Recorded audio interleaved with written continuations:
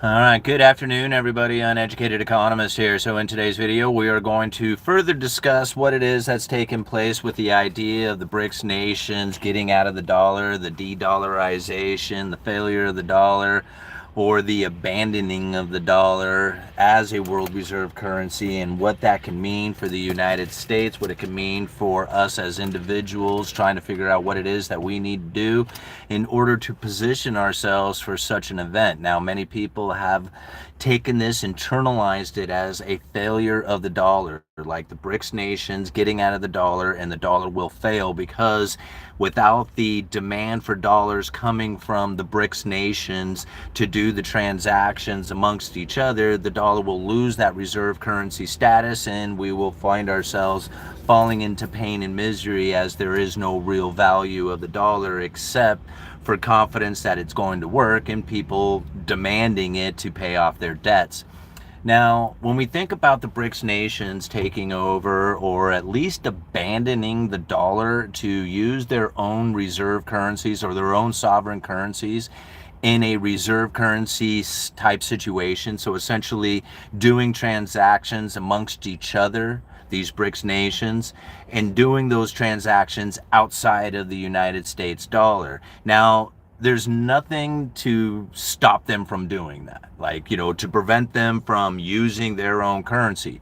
Now, we can implement some restrictions upon these nations and hit them with some sanctions and different ideas of prevention of this sort of thing to happen, like, trying to deal with the world trade amongst these other nations and trying to prevent them from doing deals inside their own currency, and like I said, the sanctions and all that other stuff. So when you think about it in this fashion, it becomes almost like a warlike effort. You're thinking, okay, oh my gosh, these nations, they're trying to get out of the dollar. They don't want the dollar. The United States is fighting back with sanctions and trying to, position themselves to maintain that reserve currency status. And that's kind of the common belief that a lot of people have. And it's nothing really like wrong with that thought, but it's not complete. It's only half of the story. See, that's the side of doing transactions. Like, these nations want to do transactions. They say, hey, let's set up a system in which that we can do transactions using our own sovereign currency. Now, that's not the same as saying, hey, let's set this system up so that we can not use the dollars. Like, that's what a lot of people hear. It was just like, if we're setting this system up, it's because we don't want to use the dollar, right? And that's how people have internalized it. But that's not exactly the situation. They're saying, hey, let's set this system up because we need something in addition to the dollars. That's really what's going on here. See, go and take a look at the links that I leave down in the description. Now, this is a little bit of an old paper coming from the Federal Reserve. It's October 23rd of 2022. So it's a couple of years old. But the title of this is Dollar Funding Stresses in China. Now think about this. China. This is the C inside of the BRICS nations. Brazil, Russia, India, China, South Africa. China, one of the major economies within this game, within the BRICS nations, within the world trade. The dollar funding stresses that are occurring in China cannot be ignored.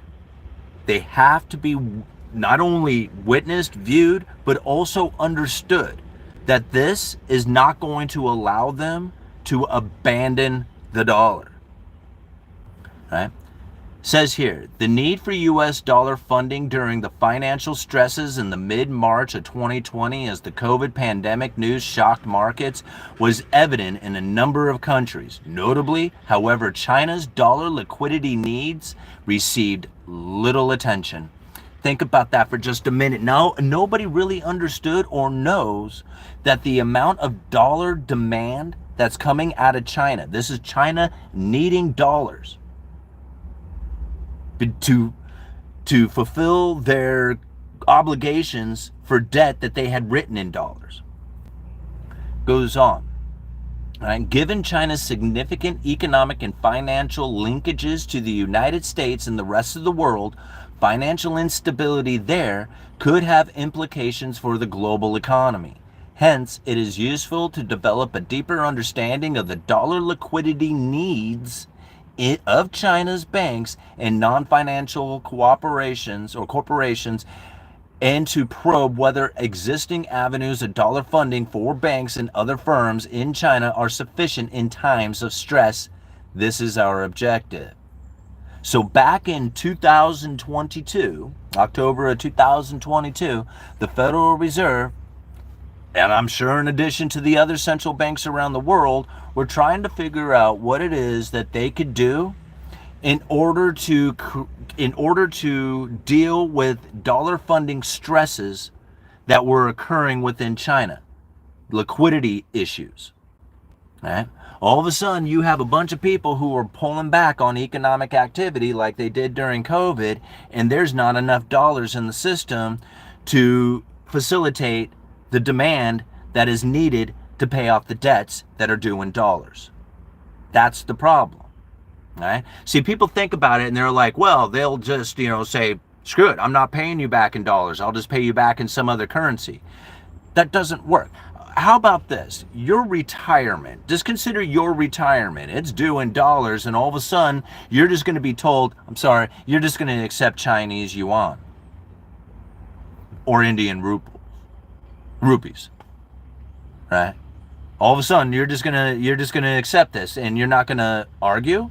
You're just gonna accept it.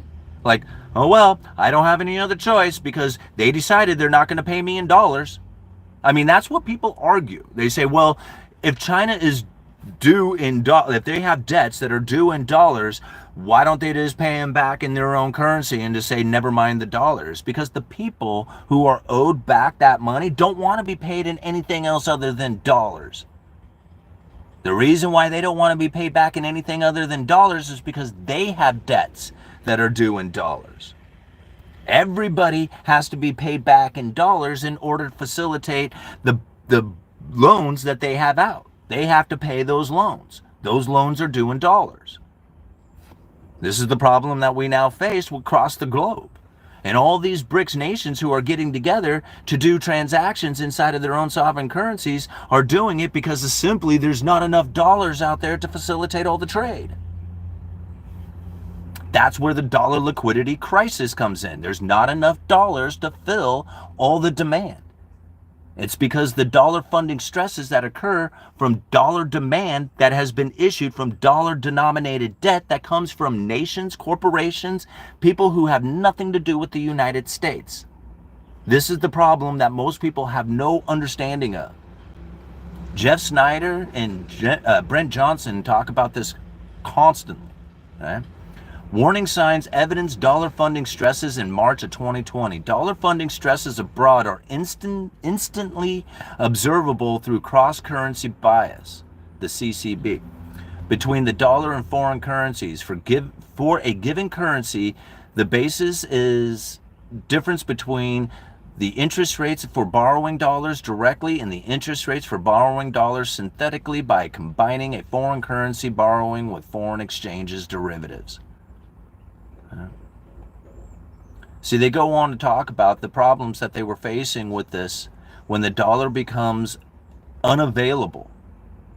Here it is. Where am I at? Here we go. The extent of dollars denominated debt. This is where it comes in.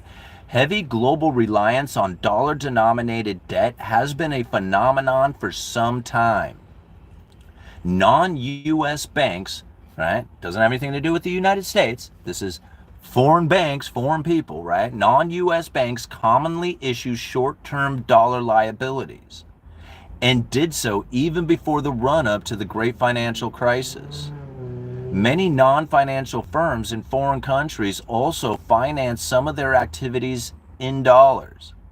The dollar liabilities of non-US banks have now surpassed their 2007 level, as of shown in figure 3, and they got this figure down here, and you can look down in the description for the links. This was produced by the IMF in 2019. It goes on to say here, The IMF 2019 point to increased extent of dollar borrowing by foreign entities, including non-U.S. banks, non-bank financial institutions, and operating companies. The outstanding quantity of dollar-denominated international debt securities, so this is all the dollar-denominated debt that exists out there, in cross-border loans is 26% of global GDP and is 50% of the outstanding debt securities of all currencies. You know how much demand for dollars is going to exist out there if the majority of debt that is issued out in dollars? They don't get paid back in any other currency. They get paid back in dollars because that's what is needed to relieve the debt. Factors that support global reliance on dollar funding, including complementary between dollar trading invoicing and dollar as a safe haven, a preference among global investors for dollar-denominated fixed income assets, and an independent central bank, the Federal Reserve. This is where most people end up losing it. They have a hard time wrapping their head around this idea. Wrapping their head around the idea that the BRICS nations, the very ones who are saying we are trying to de-dollarize, trying to do transactions outside of the dollar, trying to abandon the dollar, are literally writing debts that are due in dollars. They write debts that they sell to foreign entities that are due in dollars. That means they need to acquire dollars to pay back that debt. That can turn into a liquidity issue, dollar funding stresses. This paper talks all about it. Think about it. This is in 2022. Trying to figure out the strategy and the game plan to deal with this situation. This is one that is out there somewhere in the future, liquidity crisis. That liquidity crisis will mean that foreign entities will not be able to acquire the dollars they need to pay back their debts. That in itself will drive the dollar even higher. The demand for dollars and the dollar value, comparatively to a basket of other currencies out there, will continue to rise on that idea.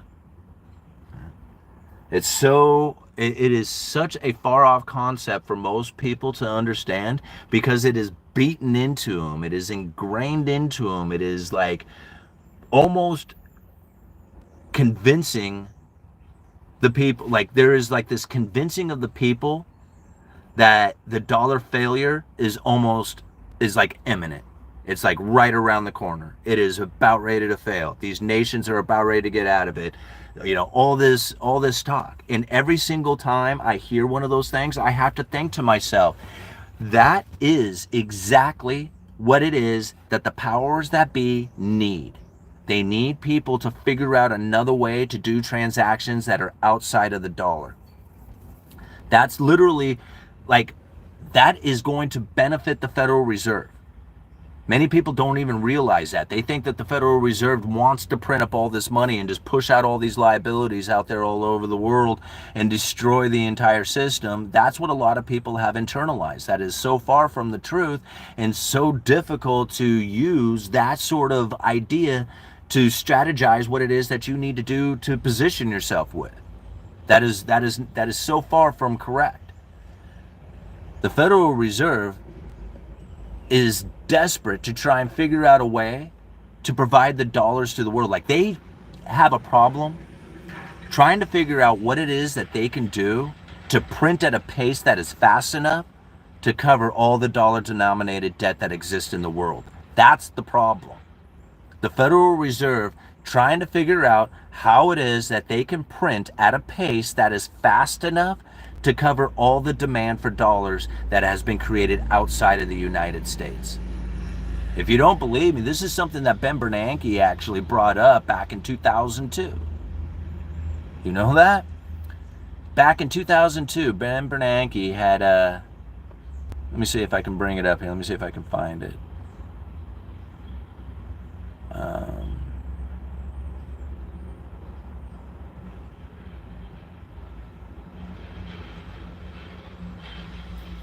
Alright. Hold on one second here, guys. Let me see if I can find it. Here we go. The Fed can inject money into the economy in still other ways. This is very interesting. This is Ben Bernanke talking back in 2002. We're talking 23 years ago, right? Almost over 2 decades ago. Knowing that the Federal Reserve was going to run into a problem, the liquidity crisis, where the demand for dollars was going to explode and deflation was going to be the problem that they would face. The value of the dollar going up and deflation pushing down on the economy, pushing down on wages, pushing down on economic activity. That was the problem that the Federal Reserve was desperate to avoid. Deflationary scenario. They were hoping, wanting, wishing, praying, desperate for inflation. They wanted it bad. Now, back in the day, Ben Bernanke recognized that there was going to be dollar funding stresses going into the future, that the demand for dollars was going to increase at some point, and that the Federal Reserve would have to figure out a way to provide the world with those dollars in order to facilitate all that dollar-denominated debt. Problem with it is they would put the United States on an unsustainable debt path. Boom, here we are on an unsustainable debt path. The United States Treasury issuance cannot continue on in this way for the Federal Reserve to continue to buy to push out the liabilities. If the Federal Reserve continues to buy those U.S. Treasuries from the government, they will crash the government. They are on an unsustainable debt path. What is it that the Federal Reserve is going to purchase in order to put the liabilities out there? They buy the treasuries, then they put the liabilities out. The liabilities from the Federal Reserve are the dollars that we use. So as the Federal Reserve is buying treasuries, they are issuing out dollars. Putting the United States government debt on the balance sheet and issuing out dollars is putting the United States on the unsustainable debt path.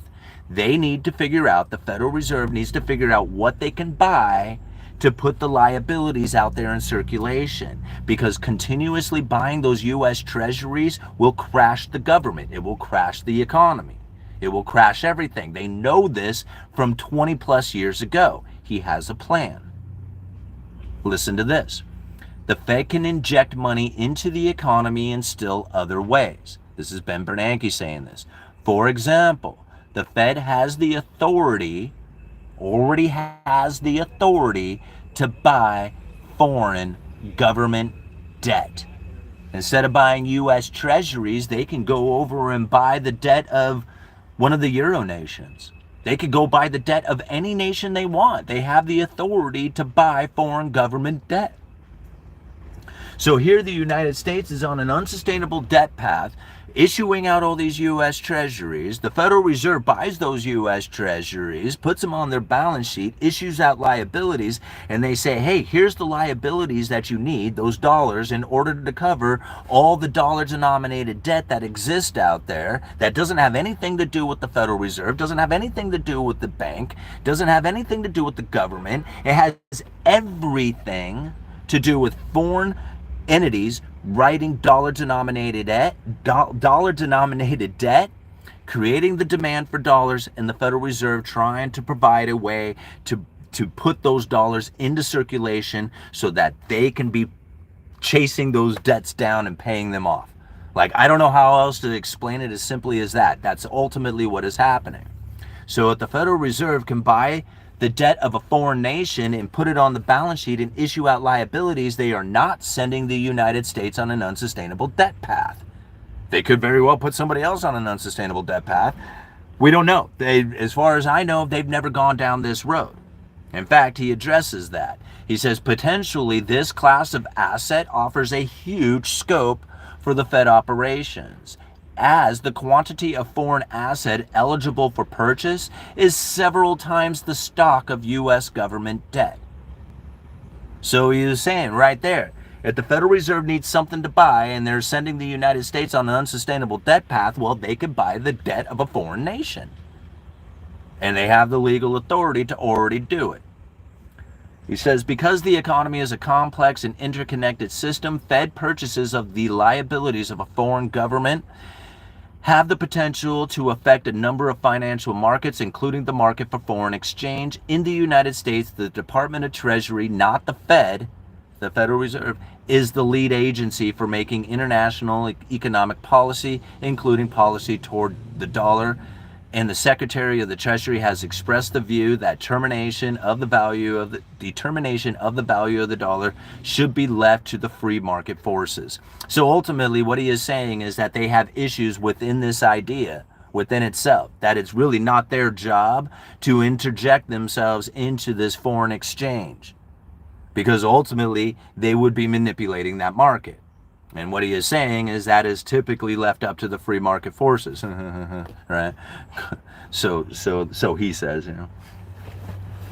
Now, understanding this is the situation that they face, right? The BRICS nations are looking for a way to be able to do transactions that are outside of the dollar, not to abandon the dollar, right? But because there's simply not enough dollars out there to facilitate all the trades that are needing to be done, considering how much dollar-denominated debt has been issued. Think about it. The dollar-denominated debt, like I take out a contract and I say, I owe you 100 US dollars, and I don't live in the United States. I'm not, I'm not from the United States. I don't have a company in the United States. I don't have anything to do with the government. None of that stuff, right? I'm just some dude from some other nation somewhere out there in the world, and I just wrote a debt that is due in $100. That contract then gets used like dollars. It will start performing transactions as well. Not only the $100 that I got, but then the contract itself starts going out there and doing transactions. That is creating dollars outside of the United States. Don't have anything to do with the Fed itself. All right? Literally, that contract, somebody wrote that IOU and created dollars. Now this is being used like dollars. That's performing transactions in dollars, even though it didn't have anything to do with the United States, our issuance, our banks, our governments, our people, nothing. But that is doing a transaction in dollars because it's a contract that is due in dollars. Think about how many transactions are being done this way. It's intense. It's a massive amount of transactions globally that are being done this way. If all of a sudden these contracts start disappearing, so do the ability to do transactions in dollars, because these contracts that are written in dollars are doing transactions like dollars. Super important to understand. All these ideas of BRICS nations getting out of the dollar, abandoning the dollar, it was just like they have no idea what the hell they're talking about. Literally none. You got to go read this dollar funding stresses in China and then internalize it for the reality of what it is. I mean, Ben Bernanke was saying it 20 plus years ago that there's going to come a point that the United States is on an unsustainable debt path. He doesn't say it straight up, but that's ultimately what he is saying, and the reasons why. Because buying into foreign sovereign debt gives them a huge scope of operation.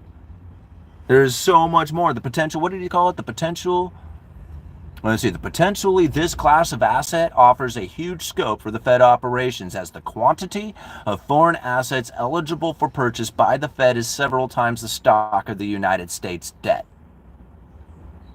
BRICS nations taking over, abandoning the dollar, throwing the dollar off of its, world reserve currency status is not accurate at all. Like that isn't even close to reality. Like not even resembles reality. It is completely fabricated, made up information, delusional, right? Completely opinionated, based nothing in reality. Yeah. But yet you can't find a single person who's gonna ever share the information like I did in this 23-minute video so far.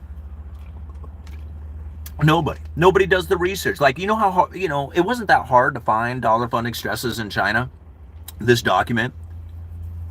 Yeah, it wasn't that hard. I just went looking around, asking questions to, into the internet. It was just like, hey, how much debt does Brazil owe in dollars? How much debt does China owe in dollars? Right? There's no real answer to this. Nobody really knows how many debts are actually issued out in dollars. You know that? Like, that's kind of scary to think about. Nobody knows exactly how many debts are issued in dollars. When those debts start to come due, who knows how much demand for dollars is going to exist? It's going to explode. Can the Federal Reserve even print at a pace that is fast enough to deal with a liquidity crisis of mass proportions like that? Who knows? Who knows how big the problem really is? Nobody can see it.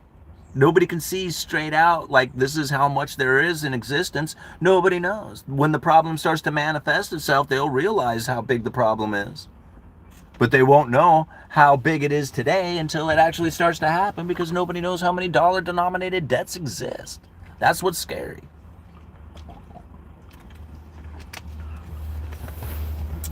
All right. Let's see here. Is it better or worse for the average American for the dollar to be the reserve?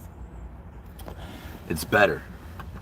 Think about it. We get to freely spend dollars that we didn't really do anything to earn. Like, the United States buys stuff with debt issuance.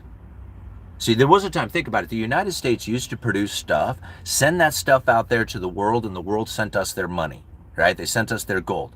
We raised our standard of living off of that. Now, we issue out debt and buy the stuff of the world. The world takes their time, their effort, their resources, everything that they got to produce something, send it to us, and we send them an empty paper promise to pay in the future. Who's getting the better deal? The United States or those foreign entities out there? I mean, just say it out loud. We get to buy the production of a foreign nation, their effort, their resources, their energy, their time, their skills, all that stuff gets sent to us, and then we send them an empty paper promise to pay into the future. Who's getting ripped off? Who's got the advantage? We get to freely spend dollars. Think about that. Freely spend dollars. We don't have to earn them. We just have to write out the debt. I mean, I don't know what country you would want to be in, but to me, if you can get a bunch of stuff sent to you and you don't have to do anything for it, that's probably going to be the benefit. That's probably going to have the best standard of living to it. Everybody else who has to, I'm not saying it's a good one, by the way. I'm not saying that's good, but the question was, who's got it better? I mean, working for stuff or just getting it from somebody else? I mean, which one's better? And I mean, people say, well, you have to pay it back. And I was just like, apparently you don't, right? Because the debt that was issued out 50, 60 years ago, we're paying on that. Like, they just take out more debt to pay off the old debt. So that means we have to pay off all the debt, right? We're working on all the debt from the past. And sometime in the future, they'll roll it over again, and the future will be paying for our debt. Do you think BRICS hasn't thought of what should have done decades ago? Do you think BRICS hasn't thought of what should have done decades ago? I think this is the natural evolution of it. To be honest, I think this is the natural evolution of world reserve fiat currency. Like, at some point it expands to this level, and other nations are going to be like, hey man, this isn't working for us anymore. We're going to start figuring out how to do transactions, and just to do transactions, it doesn't matter if it's in dollars or not, since really you're going to have a difficult time issuing out enough dollars in order to perform all the demand for transactions. They're just going to start performing transactions in other currencies as well. Now, Gresham's law would typically kick in if one of those was competing against the other ones, right? But ultimately, if you have your choice and there's no competition between them, right? So you can use this one or that one, and the deal is still going to end up going through, well, then most likely you're going to be able to introduce those other currencies. Competing against the United States as a world reserve currency status, this is where the difficulty of these BRICS nations are going to come in. Can they do the transactions? Sure. Can they do the amount of transactions that the dollar is doing? Not even remotely close. Not all of them combined can do it. Not all the currencies combined against the dollar can do it. The dollar does far more transactions than any other currency out there by such a long shot that the distant second is so far away that it's essentially non-existent. Okay? That's the important part to understand.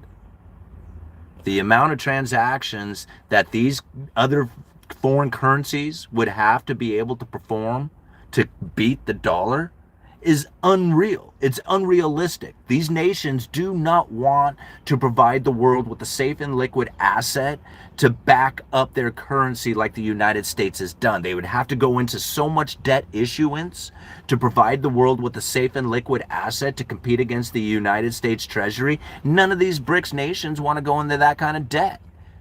They have to like literally go into debt as deep as the United States has done to provide the world with the substitute to the Treasury.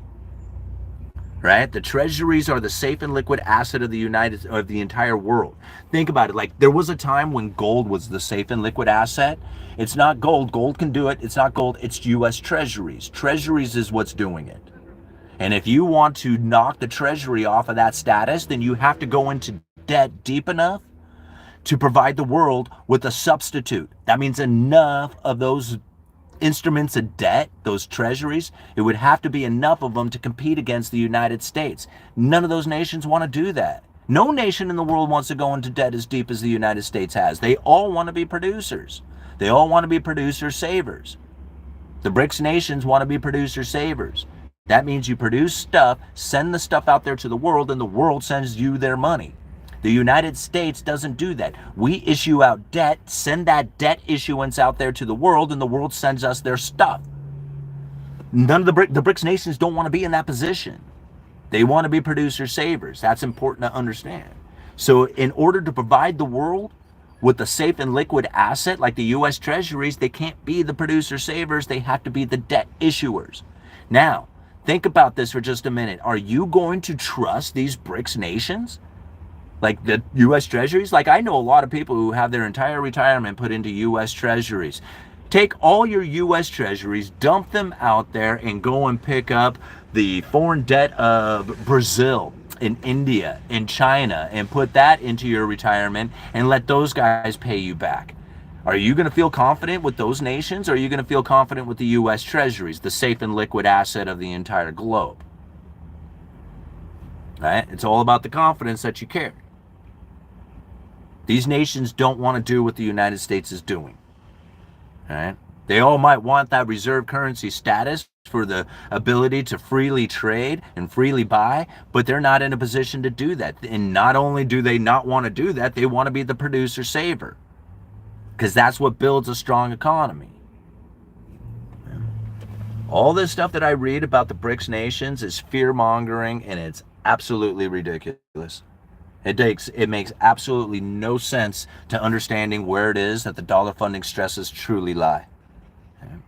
Once you see it, once you recognize it, man, all this other talk, it doesn't worry you. I don't lose like sleep at night thinking that the BRICS nations are going to knock the dollar off of its world reserve currency status. They can't. They can't do it. They don't have enough debt issuance to even compete against the dollar. There's nothing that's going to happen in that fashion. So I sleep very well at night knowing that the BRICS nations are literally giving the Federal Reserve an advantage, meaning that they don't have to drive the United States into an unsustainable debt path. It gives somebody else the ability to start performing transactions that the dollar is doing on such massive scale. You know, it's not. Here's the thing. I don't want to deny the idea that if the BRICS nations were to rise and continue to push the issue, that they couldn't eventually move into debt issuance, be a safe and liquid asset provider, and then eventually dethrone the United States dollar. The problem with that theory is that they're not going in that direction. Okay? They're not going in that direction. They're going in the direction of producers and savers. They want to produce the stuff and send that stuff out there to the world, and the world send them their money, right? That's what those nations are looking to do. And the idea of them moving into a gold currency is completely asinine. Gresham's law will definitely kick in, because the very single moment that you offer up gold and paper at the exact same time, paper will go into circulation and gold will get yanked out immediately. It will not happen. They would love for it to happen. I think that they would try and create a situation in which that would happen. The reality of the situation would end up being an economic force called Gresham's law that would force the gold into private hands, and the bad currency, the paper, would be circulating just the same as it always does.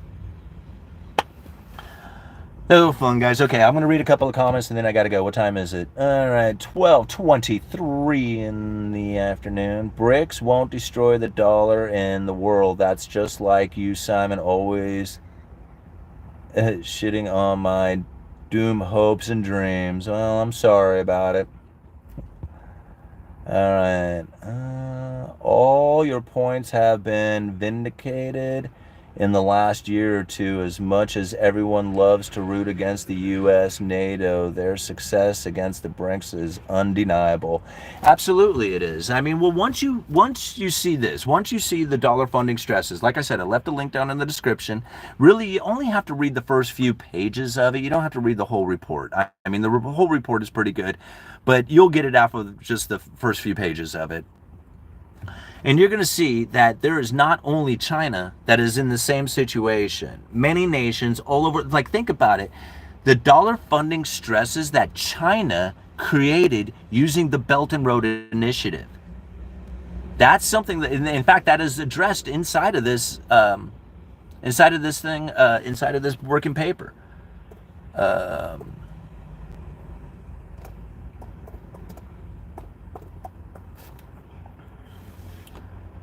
All right. Chinese banks also have dollar liquidity and credit exposure through their lending to borrowers in countries involved in the Belt and Road Initiative.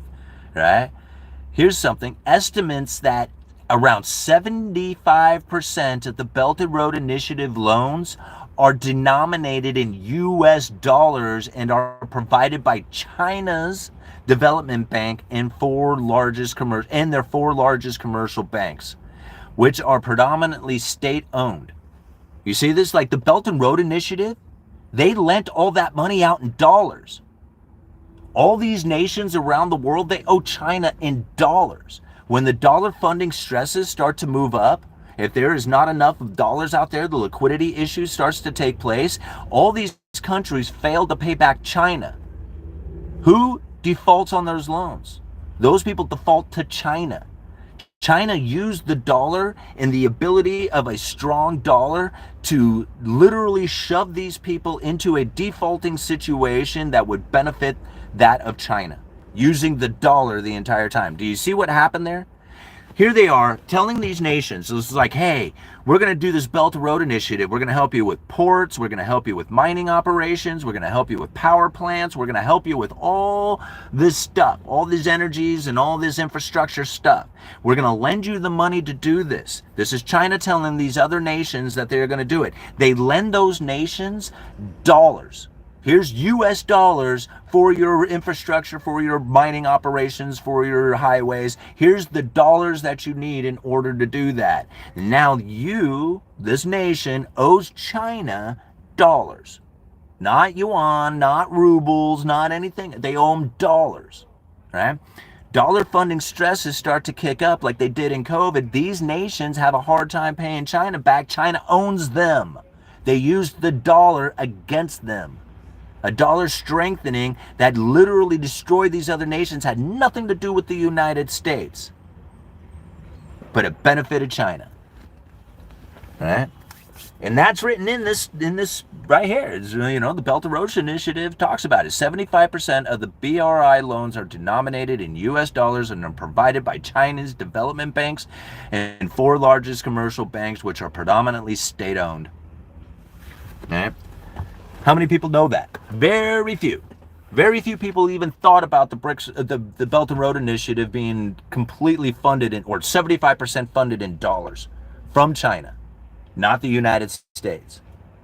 So as the liquidity crisis takes place and all these people who are stressed out for dollars trying to figure out how it is that they're going to acquire those dollars to pay back their loans, China's sitting over there going, you owe me dollars, bro. And if you ain't got it, I own your power plant, I own your mining operations, I own your port, I own all that stuff. People used to blame the United States for doing this exact thing. They called it financial economic warfare or hitmen and all kinds of stuff. Loaning these monies to these developed nations, and then when they couldn't pay, they owned the infrastructure. China took note and said, yeah, we can do that, and we're going to use your currency to do it too. All right. Okay. How much time do I have left here, guys? I got to go. You're awesome. Thank you so much for being here. 345 people watching with 92 likes. Thank you so much for hitting that like button. Be sure and check out the links down in the description. Like I said, guys, there's a lot of people out there talking BRICS nations taking over and abandoning the dollar and all that. Very few of those people ever bring up the opposite argument of there is so much dollar-denominated debt that there is no way that the dollar can be abandoned. In fact, it makes me question how it is that the Federal Reserve is even going to be able to print at a pace that is fast enough to cover all that dollar-denominated debt. Uneducated economist, you guys let me know.